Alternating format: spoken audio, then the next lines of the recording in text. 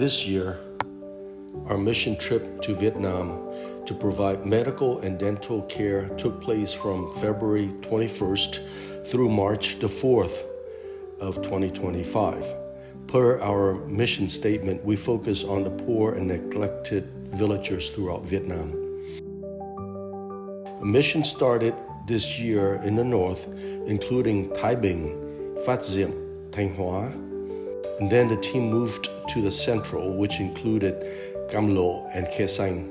And lastly, we moved south to the highlands, which included Datong and Da Loan. With the 35 volunteers on this year's mission, we had ample staffing for all workstations: 5 pharmacists, 2 doctors, 5 dentists, 23 helpers, and logistics. As you can see here, this is the night before we moved on to the road. So everybody gets into the same room and divide up all of the medications and so on, so that we can dispense them readily out in the field. We had a number of new first-timer as well on this trip who brought with them lots of energy and enthusiasm and many new good ideas to the team. As you can see here, we're preparing the first site for work, and there's a lot of implements here for the dental team to pull teeth. We load up on the bus to move on to the next town when we're done with the one location. So it's every day it's on the move. Transportation of personnel, luggage, and supplies with 35 volunteers was a huge feat of logistics as we start out any new location. So in Phát Diệm, we had a huge challenge.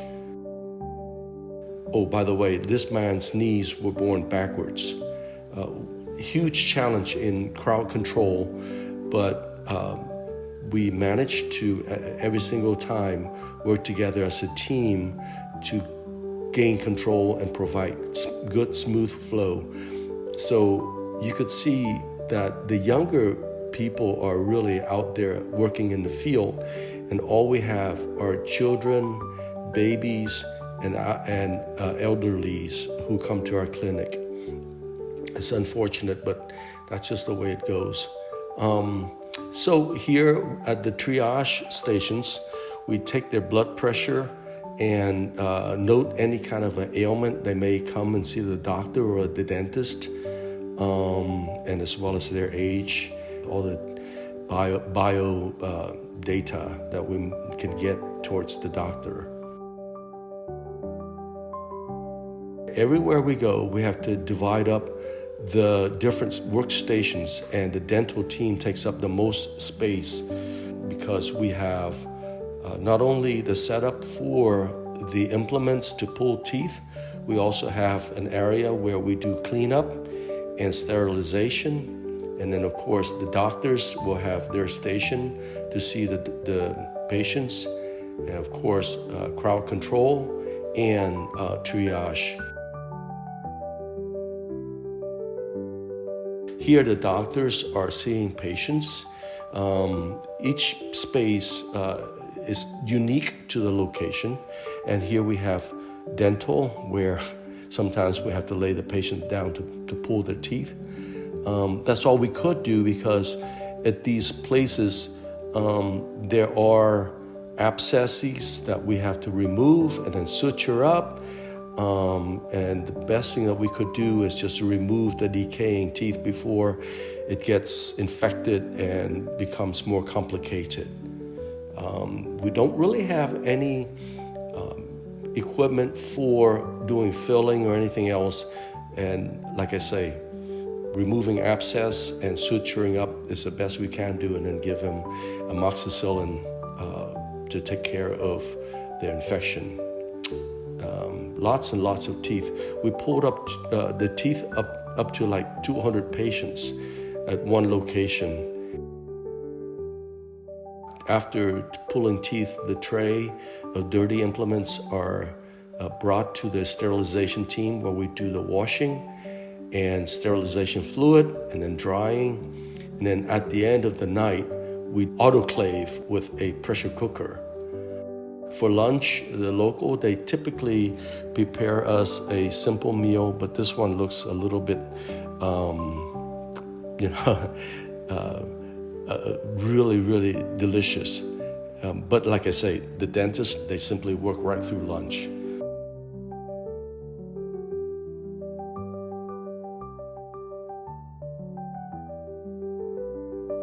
On the off days, typically, for example, we travel from the north to the central, so we take a day off just due to the long distance.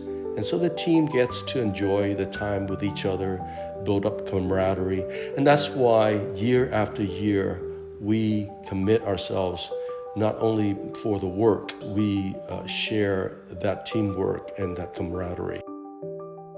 Here at one location, we provide food assistance to the villagers, namely the elderly and the poor, destitute people. And whatever we pass out, you could see the portions. They're typically for a month's worth of supply. We typically don't do food assistance, but where there's nothing else we could do, and the local manager, they requested food supply, so we do. It takes up to about 5 to 10% of our annual budget in terms of projects. And we do typically $100,000 worth of project per year. And mostly there are scholarships, water filtration systems, houses for the poor, and so on. We also had moments of joy. The team spent one day with the Care to sponsor orphans at Cam Lo. We provided a meal for the kids and for ourselves, as well as the nuns who cared for them. The children put on an impromptu show of songs and dance. All of us laughed so hard, clapped so much, and enjoyed the time spent together with the children. And as our bus rolled away at the end of the day, the children chased us all the way out to the main road, all the while just waving goodbye. And there's a certain sense of sadness that had to come to an end.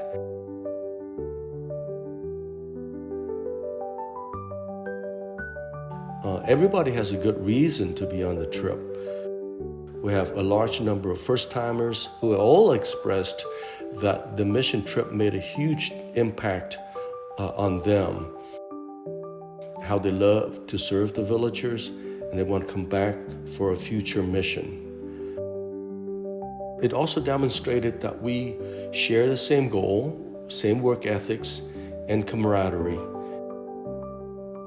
And we have a strong team to serve all the villagers.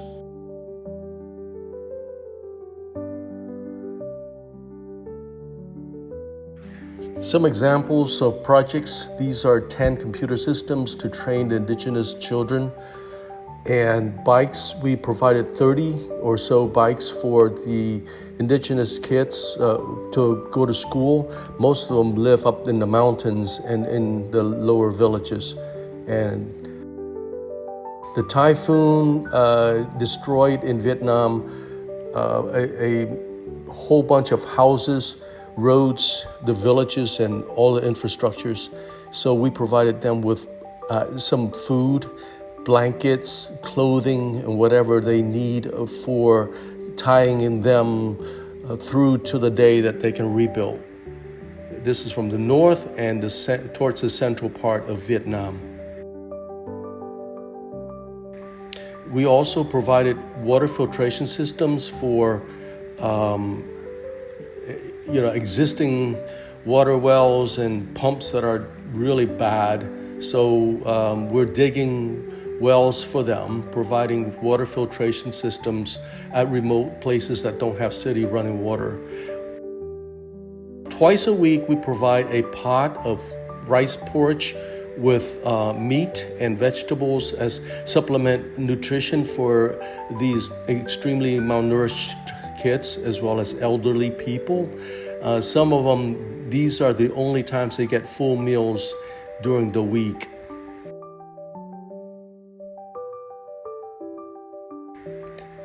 They're poor. They live in houses that are, dirt floors. Sometimes the children don't have clothes. The kitchen is mostly cold. You will see the rice pots being empty, but this is what they have. So we built some houses for some of these folks that are, really this bad off.